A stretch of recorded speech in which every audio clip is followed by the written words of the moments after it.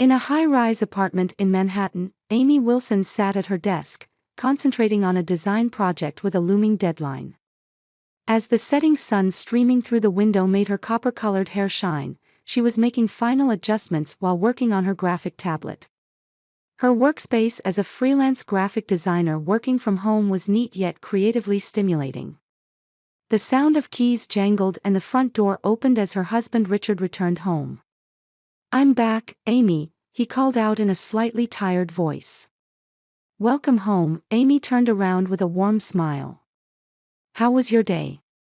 Richard loosened his tie and sank into the sofa. "The usual. 2 client meetings, 1 team meeting. And mountains of paperwork," he replied while pouring himself a glass of water. "How about you?" "I've nearly finished the logo design for the new client," Amy proudly showed him her work. "With a few more adjustments, I should be able to submit it tomorrow." Richard had built a successful career as a sales manager at a major insurance company. Tall with an imposing physique yet a gentle personality, he was trusted by both his workplace colleagues and clients. He had met Amy 5 years ago at a party hosted by a mutual friend and fell in love at first sight. He was captivated by Amy's straightforwardness and creativity, and she was drawn to Richard's sincerity and kindness. Their married life was generally smooth. While cherishing their careers, they occasionally discussed having children in the future. The only shadow over their relationship was Richard's mother, Beverly. "Oh, by the way, Mom called," Richard said casually, missing how Amy's expression slightly clouded. "She was talking about your birthday next week. She says she has a special gift for you." Amy tried to maintain her smile. "How thoughtful of her," she said with a faint tension in her voice. It had been 15 years since Beverly lost her husband, John. While outwardly elegant and sophisticated, she possessed a sharp intellect and strong will beneath the surface. Her only son Richard was the center of her life, and she believed no one could take her son's affection away from her. From the beginning of Richard and Amy's marriage, Beverly had been cold toward Amy. While acting polite on the surface, it was clear to Amy that Beverly saw her as the woman who stole her son. Through small criticisms, sarcastic remarks, or overly kind gestures, Beverly always found ways to make Amy uneasy. "Mom really seems to want to improve her relationship with you," Richard said in a hopeful voice. "This gift might be a sign of reconciliation." Amy suppressed a sigh. Richard always tried to see the best in his mother. It was one of his virtues, but sometimes it blinded him. "Perhaps," she answered. "Did she tell you what the gift is?" "She said it's a secret. But she mentioned, you'll be surprised." Amy smiled despite her anxiety. Beverly's surprises usually made her uncomfortable in some way. But for Richard's sake, she continued to maintain her composure. "I'm looking forward to it," she said. On her birthday, relatives and friends gathered at Amy and Richard's home for an intimate party. Though nervous, Amy felt reassured being surrounded by friends in her own apartment.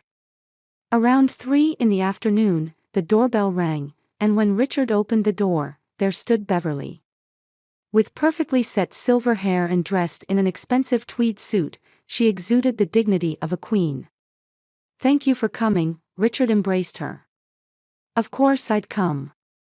It's Amy's special day," Beverly replied smoothly and turned to Amy. "Happy birthday, Amy." She kissed her on the cheek. The scent of her perfume was strong and almost suffocating. "Thank you, Beverly," Amy replied politely. "Now, everyone," Beverly raised her voice to capture the attention of the entire room. "Let's all go outside to see my gift for Amy. Everyone come along." People followed her with curiosity and went out to the street in front of the apartment. There, a brand new red Mercedes-Benz S-Class was parked, gleaming in the sunlight. Amy gasped. It was undoubtedly a magnificent car. But at the same time, she couldn't help feeling the intention of showing off and control behind Beverly's gift. "Do you like it?" Beverly asked in a sweet voice. It's the latest model. I had it specially ordered. As the people around them expressed their admiration, she handed Amy the keys. You should be grateful, she said with a smile, though the words carried the tone of a command. It's wonderful. Thank you, Amy responded as expected by those around her. While complex emotions swirled inside, she maintained the smile she had cultivated as a professional designer. Richard's face was beaming with surprise and joy. This is really amazing. He embraced Beverly again. Amy, what do you think? Isn't it wonderful? Amy looked at the car, feeling a vague uneasiness. What was behind this lavish gift? Yes, it's unbelievable, she answered honestly. Indeed, it was unbelievable that Beverly Wilson would give something without expecting anything in return. A week after the birthday party, Amy returned from shopping in her compact car and looked up at the gleaming red Mercedes-Benz parked next to her in the apartment parking lot. That car, which she had never driven, continued to shine like a red warning light at the corner of her vision. Carrying heavy shopping bags in both hands, Amy headed toward the elevator and thought. Richard had already asked several times about why she wasn't using his mother's gift. Each time, she had made excuses like, my current car is fine, or, it takes time to get used to it. She couldn't tell him the real reason. She didn't believe this gift came from genuine goodwill. Back in the apartment, there was a message from Richard on the answering machine. I'll be late tonight. I have a dinner with clients. Don't worry. Love you. Amy put down her shopping bags and looked down at the red Mercedes through the window. She thought this was her chance. I have time to check out that car. Determined, Amy went back down to the parking lot. She took out the keys and approached the car. After making sure there were no eagle-eyed surveillance cameras, she didn't think Beverly would go that far, but just to be safe, she opened the driver's door. Sitting inside, the smell of luxury leather hit her nose. Everything looked perfect: the shine of the dashboard, the texture of the seats, the sophisticated design of the control panel. But when she inserted the key into the ignition and started the engine, she felt something was off. The engine sound seemed slightly irregular. A faint vibration traveled through the steering wheel to her hands. Amy, with no experience of luxury cars, couldn't judge whether this was normal. It might just be my imagination, she thought. I'm not a Mercedes expert after all. As she explored the dashboard menu, various functions caught her eye. When she tried to check the navigation system and opened the settings screen, she found that a user profile had already been set up: Beverly Wilson. Of course, Amy muttered. A new car, yet she's already entered her own information. Driven by curiosity, Amy examined the navigation history. It contained addresses for Beverly's home, Amy and Richard's apartment, and several luxury shopping malls. Investigating further, she discovered a vehicle tracking option in the system settings. It was enabled. What's this? Amy's brows furrowed. Reading the explanation, she learned that this feature sent the car's location information in real time to a specific smartphone application. The linked account name was B. Wilson. Uneasiness began to spread. Amy explored the settings further and found a recording function option. This too was enabled, set to automatically record conversations inside the car and send them to the same account. Oh my God, Amy breathed. This was no longer a mere coincidence. Beverly had intended to monitor her and Richard. With trembling hands, Amy opened the glove compartment and took out the car's manual. Flipping through the hundreds of pages, she searched for information about the normal condition of the engine. It stated, the S-Class engine is especially known for its quietness, with almost no vibration felt at idle. The vibration she had felt was clearly abnormal. Amy listened carefully to the engine again. Indeed, a slight irregular sound could be heard. To investigate further, Amy took out her smartphone and searched for Mercedes-Benz S-Class engine abnormality. Reading several forums, she learned that engine troubles could lead to serious problems. Next, she checked the vehicle information screen on the dashboard to verify the car's history. What she discovered was shocking. This car wasn't new, the sale date was 6 months ago. "This can't be," Amy said aloud. Beverly had claimed it was the latest model, and that she had specially ordered it. To investigate further, Amy noted down the car's VIN and accessed an automobile history report service on her smartphone. After paying the fee with her credit card and downloading the report, the terrible truth was revealed. The car was actually used and had an accident history. The previous owner had an accident on the highway, causing serious damage to the front end. It had been repaired, but crucial parts of the engine hadn't been completely restored. The report warned, potential for serious problems during long-distance or high-speed driving. Amy's hands trembled. This wasn't just a generous gift. Beverly had given her a dangerous car and intended to monitor her movements. In the worst case, this car could involve Amy in a serious accident. She turned off the engine and got out of the car.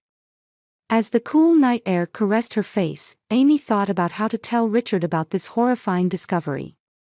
He deeply loved his mother. Would he believe such a conspiracy? Back in the apartment, Amy decided to start gathering evidence.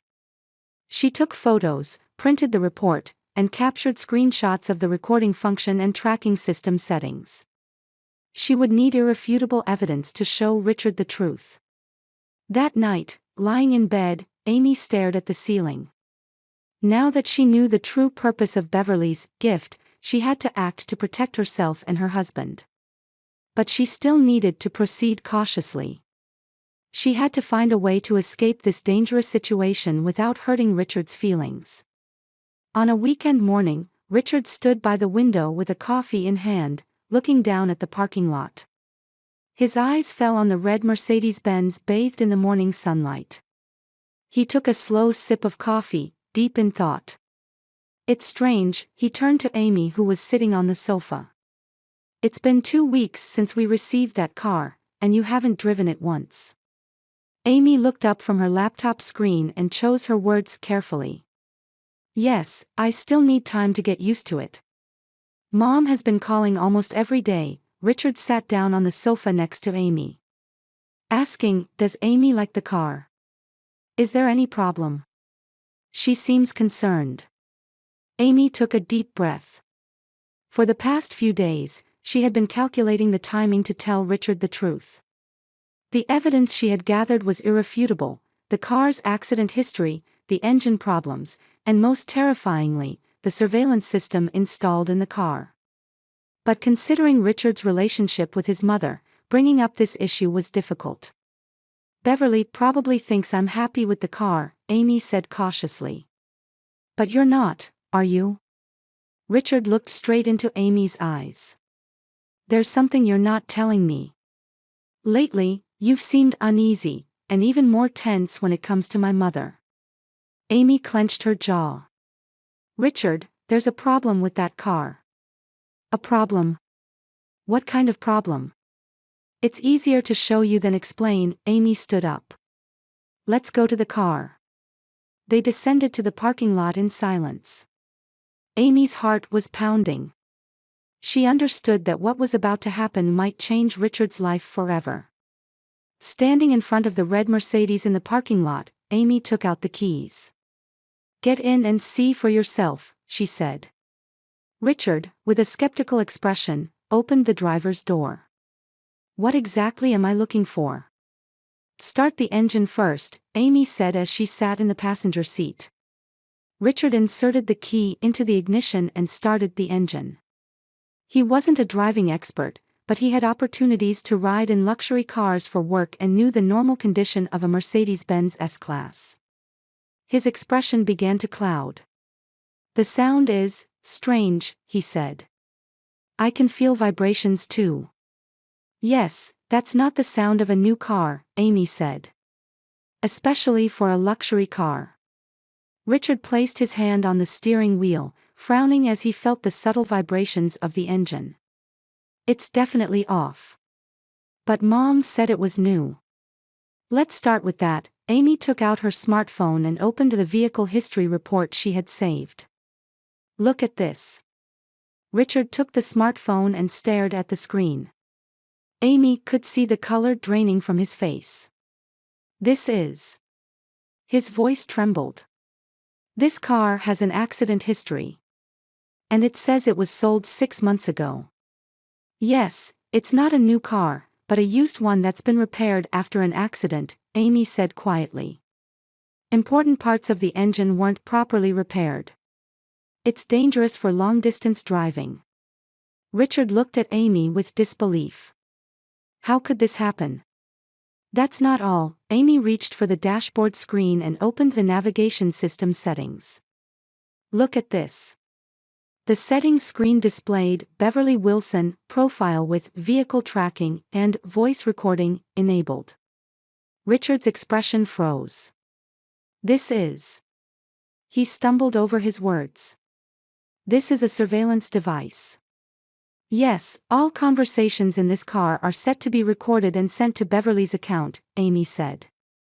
And the car's location information is constantly being sent to her smartphone. Richard's hands fell from the steering wheel onto his knees.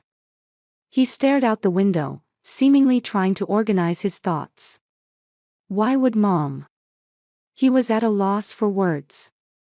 Amy took her husband's hand. Richard, I don't want to accuse Beverly. But this is clearly intentional.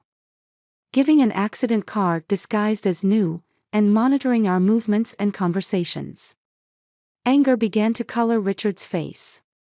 This is unacceptable. It's clear that Mom lied. But I can't believe it.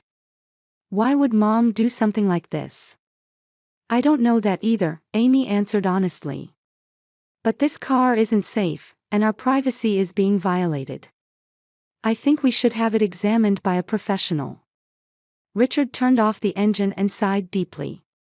Let's take it to an independent repair shop immediately. Without telling Mom anything. As they were leaving the car and heading back to the apartment, Richard suddenly stopped. How long have you known about this? A few days, Amy replied. I was struggling with how to tell you. I didn't want to ruin your relationship with Beverly. Richard placed his hand on Amy's shoulder. You did the right thing. This is shocking, but I needed to know the truth. Determination shone in his eyes. If Mom really did this, I'll have to reconsider my relationship with her. While riding the elevator, Richard quietly said, since childhood, Mom has been deeply involved in my life. I thought she was overprotective at times, but I never expected her to go this far. He managed a bitter smile. Mom always had high standards for my marriage partner. But I chose you. And I'm still proud of that choice. Amy squeezed her husband's hand. We'll get through this together. Back in the apartment, Richard picked up the phone and contacted a reputable local auto repair shop. I'd like you to look at a car first thing tomorrow morning, would that be possible? He didn't explain the details, simply stating there were safety concerns. After hanging up, Richard gazed at Amy and smiled sadly. I'm thankful you didn't drive the car. If anything had happened. Amy nestled against her husband, resting her head on his arm. What are we going to do now? First, we need to get an accurate assessment of the car's condition, Richard said with determination. Then, a conversation with Mom. The evening light streamed through the window, bathing the room in a red glow. That red light reminded them of the dangerous gift parked in the lot below. The next morning, Amy and Richard woke up early and drove the red Mercedes to Morrison Auto Repair Shop. It was a reputable independent shop that Richard had called for an appointment. Both were quiet, anxious about what might happen. Upon arrival at the repair shop, an older gentleman with elegant gray hair greeted them. I'm Tom Morrison. The one you called, he said, extending his hand. Richard Wilson. And this is my wife, Amy, Richard responded nervously. We're concerned about this car. Morrison studied the red Mercedes with dignified eyes. What symptoms are you experiencing? The engine sound is odd, Amy explained. And we'd like to confirm if this is really a new car. Morrison raised an eyebrow but asked no further questions, getting straight to work. Let's start with a computer diagnosis. Then we'll take a closer look at the engine. Amy and Richard waited in the shop's office space. Coffee cup in hand, Richard stared out the window. I can't believe my mother would do something like this, he finally spoke. Especially something that would put your safety at risk. Amy placed her hand over his. We can't say anything for certain yet. Let's wait for Mr. Morrison's diagnosis. About an hour later, Morrison returned to the office. His expression was grim, and he held a detailed diagnostic report in his hand. I have something I need to tell you both, he said as he sat down. This car is not new. It's been at least 9 months since manufacture. Richard leaned forward. And the condition of the engine? Morrison sighed deeply. To be frank, it's dangerous. The engine mounts have been improperly repaired, and several critical components aren't original parts. With high-speed or extended use, the engine could completely fail. In the worst case, it could stop while driving, potentially causing a serious accident. A chill ran down Amy's spine. This was exactly what she had suspected. Morrison continued, I also found unusual electronic devices in the car. He produced another document. A surveillance device linked to the navigation system. It's quite sophisticated, not something an amateur would install. The color drained from Richard's face. So it was deliberately installed. Without a doubt, Morrison nodded. These kinds of devices aren't typically installed by used car dealerships. Someone must have specially ordered it. Amy saw Richard's expression harden. There was a complex mix of anger and sadness there. Thank you, Mr. Morrison, Richard said quietly. Could we have this in writing? The detailed diagnosis and its dangers. Morrison showed understanding. I also recommend leaving the car here until you decide what to do with it. It shouldn't be driven in this condition. After leaving the keys with Morrison and riding the elevator back, Richard suddenly punched the wall. Why? His voice trembled with anger and sadness. Why would Mom do something like this? Amy embraced her husband. She had no answers. She could only support his wounded heart. I need to see my mother, Richard said in a voice of firm resolve. Right now. That afternoon, Amy and Richard headed to Beverly's luxury apartment. In the car, Richard maintained silence, and Amy didn't disturb his thoughts. Upon arriving at Beverly's building, the doorman greeted them in the entrance hall. Mr. and Mrs. Wilson, welcome, he said cheerfully. Shall I announce you to Mrs. Wilson? No, it's a surprise, Richard forced a smile. Mother will be delighted to see us. They took the luxurious elevator to the top floor and stood in front of Beverly's penthouse door. Richard rang the doorbell, and soon Beverly herself opened the door. Richard. Amy. What a lovely surprise, she said, feigning delight. However, her eyes quickly noticed the stern expressions on their faces, and her smile faded. Is something wrong? Let's talk inside, Richard's voice was cold. Beverly anxiously led them to the living room. Shall I make some tea? No, thank you, Amy quietly replied. Once the three were seated on the sofa, Richard took out Morrison's diagnostic report. Mom, we need to talk about the car you gave Amy as a present. Beverly tensed momentarily but quickly composed herself. That wonderful car. Did Amy like it? You said it was new, Richard looked straight into her eyes. Of course, Beverly smiled. I specially ordered the latest model. Richard placed the diagnostic report in front of her. That's a lie, his voice trembled. It's not a new car, but a used one with accident history. The engine is in a dangerous condition and could cause a serious accident during long-distance driving. Beverly's expression froze for a moment. That can't be. I bought it from an authorized dealer. That's not all, Amy said quietly. Surveillance devices have been installed in the car, set to record all conversations and send them to your smartphone. Beverly's face changed color. That's ridiculous, she stood up. I just wanted to give a nice present. Richard also stood up, facing his mother. Enough, Mom. All the evidence is right here, he produced additional documents. These are the car's purchase records. You bought this car from a used car dealer and had surveillance devices installed after it was repaired. The color drained from Beverly's face. She collapsed back onto the sofa and remained silent for a while. Finally, she looked up. There was a coldness in her eyes that they had never seen before. You deserve a better woman, she said to Richard. This woman is manipulating you. Mom. Richard could no longer contain his anger. Amy is my wife. And you're the one who put her life in danger. That car is perfectly safe, Beverly argued. It might have some issues, but nothing fatal. Not fatal. Amy said in disbelief. Mr. Morrison said the engine could stop while driving at high speed. So what? Beverly's voice suddenly turned cold. I just wanted to eliminate her, making it look like an accident.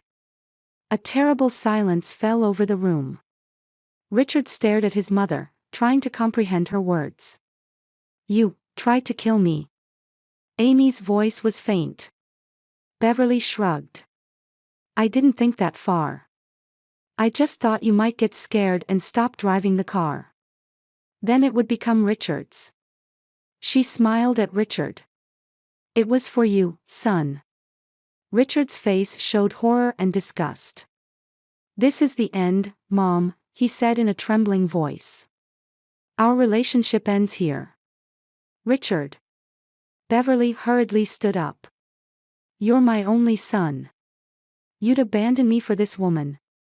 Amy is not this woman, Richard said quietly but firmly. She is my wife and my life partner. And now that you've tried to hurt her, I can no longer call you mother. Beverly's face contorted. You'll regret this, she threatened. She's not worthy of you. Goodbye, Mom, Richard took Amy's hand. Don't contact us. We'll talk through lawyers. As they headed for the door, Beverly threw out a final remark. I just wanted to protect you, Richard. But Richard didn't look back. As they got into the elevator and the doors closed, he let out a long sigh. It's over, he said in a tired voice. Amy rested her head on her husband's shoulder. Are you okay? No, not at all, Richard answered honestly. But things will get better from now on. He squeezed Amy's hand. Let's get through this together. As they left the building, a soft sunset embraced them. 1 year later, Amy and Richard were having breakfast in the backyard of their new suburban home. The gentle morning light illuminated the flowers in the garden, and the chirping of birds sounded pleasant. More coffee? Richard asked, pot in hand.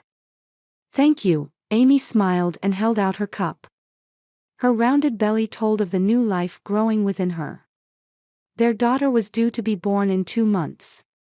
Richard gently placed his hand on his wife's belly, smiling at the faint movements he could feel.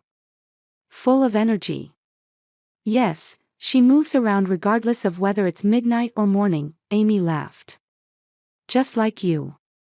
Their lives had changed dramatically over the past year. After the confrontation with his mother, Richard began seeing a psychological counselor to address his relationship with his mother. Understanding the boundary between a mother's love and control wasn't easy, but therapy was helping him gradually overcome past suffering. They had moved into their new home 6 months ago.